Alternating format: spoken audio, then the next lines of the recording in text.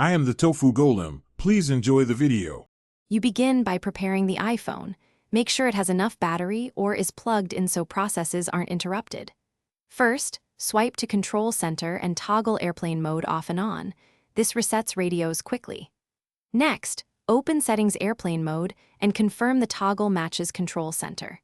If toggling does nothing, perform a normal restart via side button or Settings General Shutdown. This clears temporary software hiccups and gives you a clean state to continue.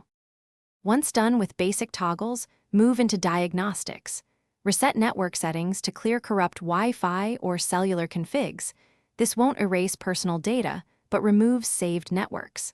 Then check Settings General Software Update and install any pending iOS update, because fixes often address connectivity and airplane mode bugs. Also remove the SIM tray and reinsert the SIM. A misaligned SIM or carrier authentication problem can lock if previous steps fail, force restart the iPhone to clear low-level caches. Use the model-specific button sequence because it's different across devices. If that still doesn't work, back up to iCloud or a computer and perform a full restore. Reinstalling iOS eliminates persistent software faults. Make sure to try restore only after backup. Troubleshooting tip: if airplane mode persists after a restore, it's likely hardware. Reach out to Apple support or an authorized technician for diagnostics and potential board-level repair.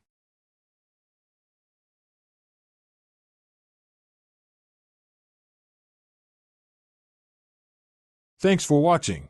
Consider subscribing if we helped you today.